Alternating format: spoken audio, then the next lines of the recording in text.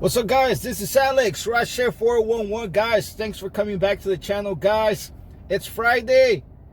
Hopefully everybody's having a great day out there, guys. Hopefully everybody's making money, guys. This video, guys, I want to bring you guys lots of info regarding Uber's second plan B, guys. Stay tuned because I got a lot of info in my second video after this, guys. I'm going to show you how the app works. I'm going to show you interviews from drivers who are already working on the platform, guys. I'm going to give you info what states are working with the platform, guys. I'm going to show you a little bit more of the statistics, how much money you're getting paid as a driver from pulling loads from A to B. I'm gonna have you guys gonna listen to the BP, that is the guy that is in charge of running Uber Freight. He's gonna talk about it also, guys. But hey, guys, 95%, guys, this is plan B for me here in Los Angeles, California. If everything goes down because AB5, guys, this is where I'm heading at. Uber Freight. Lots of money to make, guys. It's very easy. All you need is the license, Class A.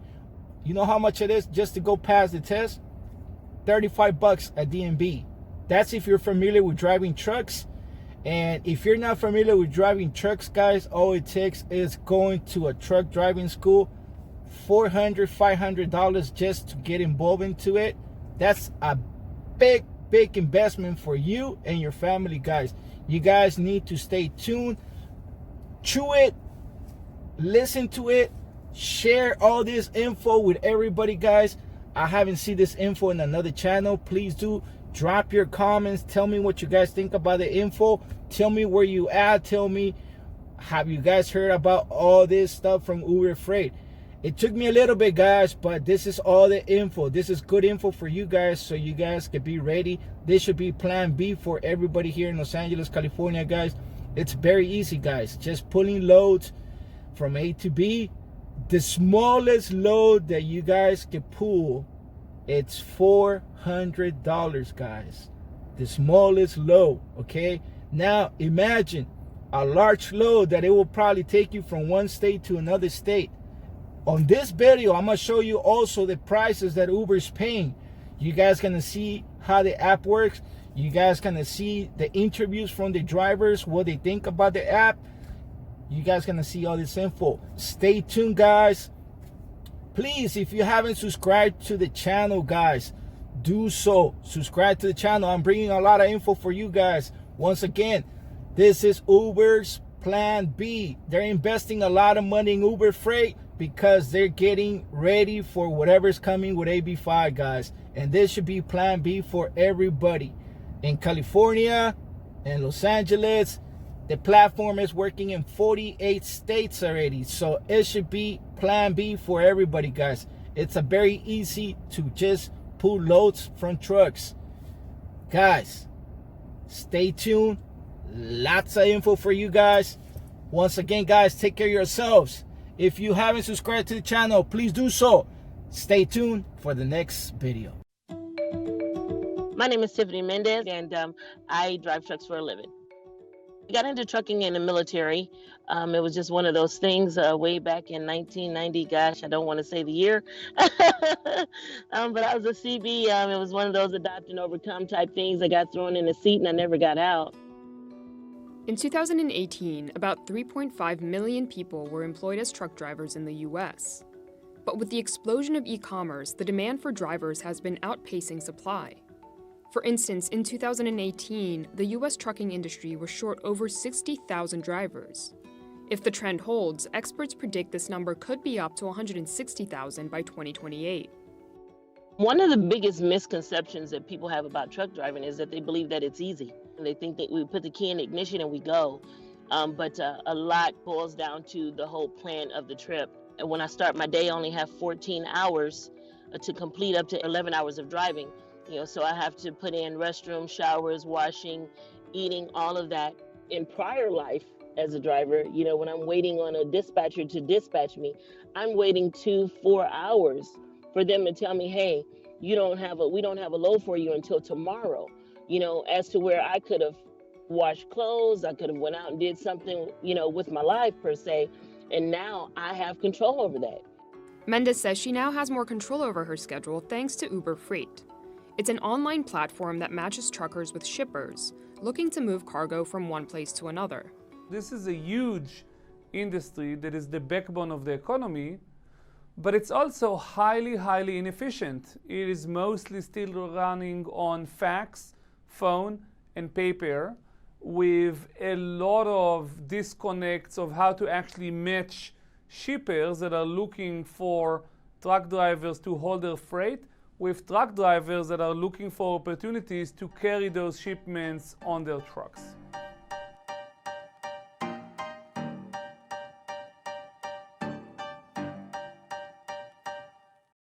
Uber getting into the trucking industry could be a potential goldmine for a company that's been struggling to turn a profit.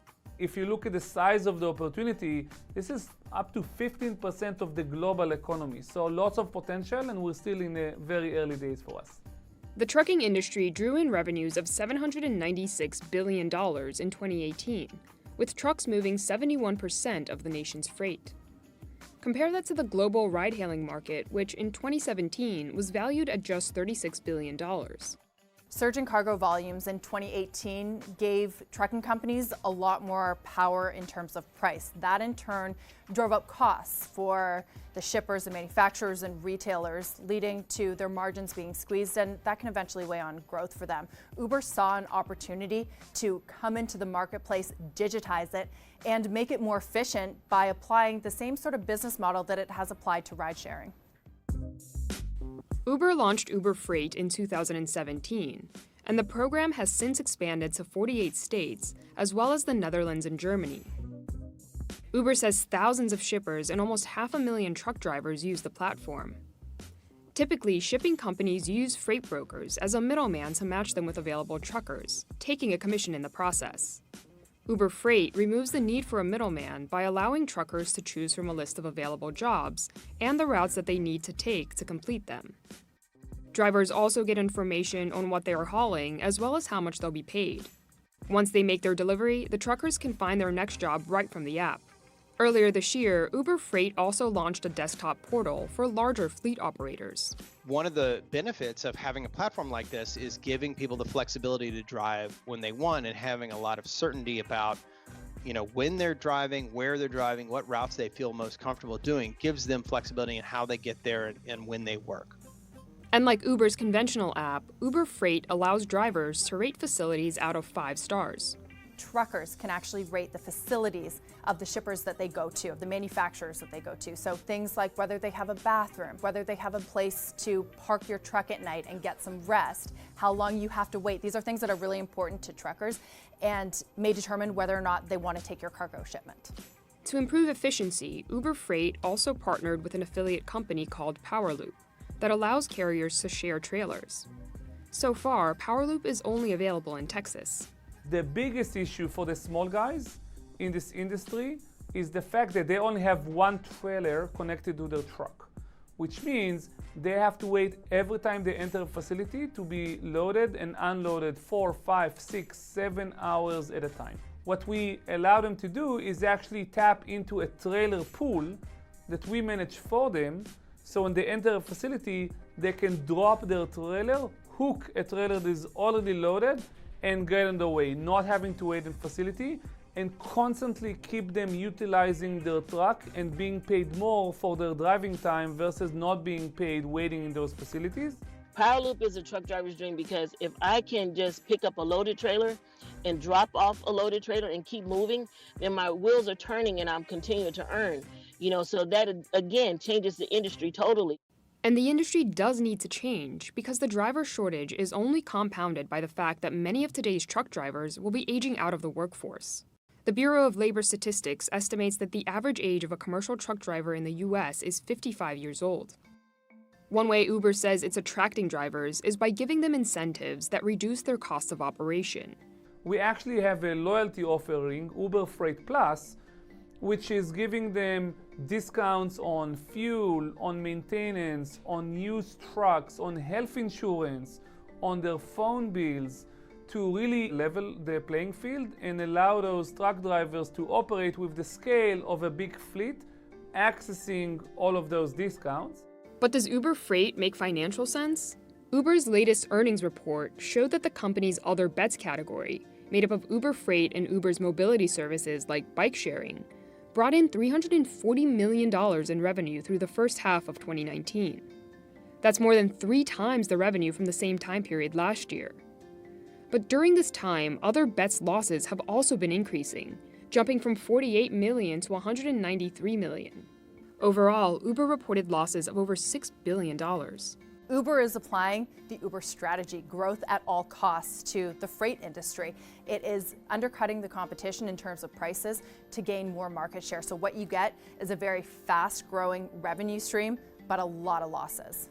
Morgan Stanley, in fact, put out a report that estimated that Uber passes on 99% of its revenue to the trucking companies. To give you an indication of what the average is in the industry, it's 80 to 85%. So Uber giving 99% of revenue to the trucking companies is a big deal, and it really tells you that profitability is likely a very long way off.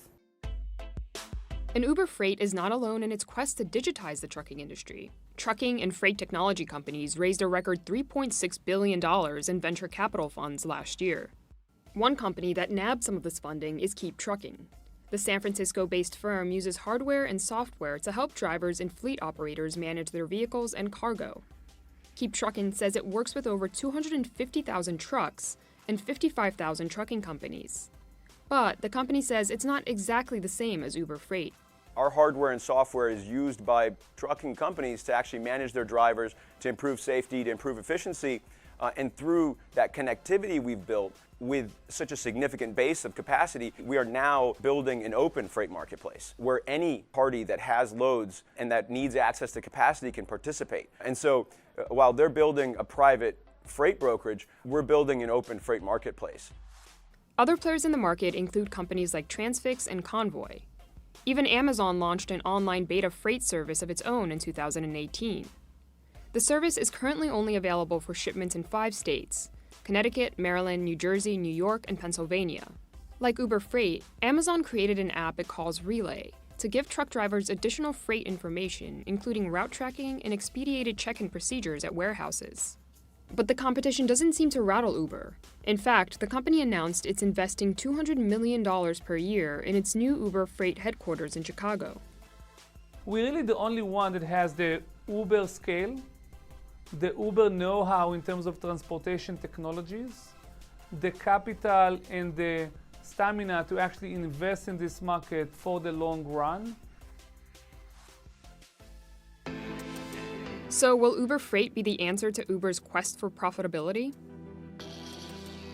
Uber Freight is a much smaller piece of the business right now. Even though it's growing very, very quickly in terms of revenue, it is much, much smaller than its ride sharing and its Uber Eats business, which investors tend to focus on. That's not to say that the trajectory of Uber Freight is very exciting and could make up a larger portion of the business going forward. In fact, some people even say that it could represent the Amazon Web Services of Uber. What that means is that when Amazon Web Services started, it was a very small part of Amazon, and it grew into the profit engine. So some imply that perhaps if Uber Freight really takes off, it could be the money maker, and it could even overshadow some of its other businesses. On the surface, Uber Freight is a better business than Uber, the ride-hailing business. It faces less of an uphill battle to get to profitability than the ride-hailing business does. But on the other side of the coin, I think the ride-hailing business has more potential to be a blockbuster type business if they can reach profitability, just because of the scale of the business.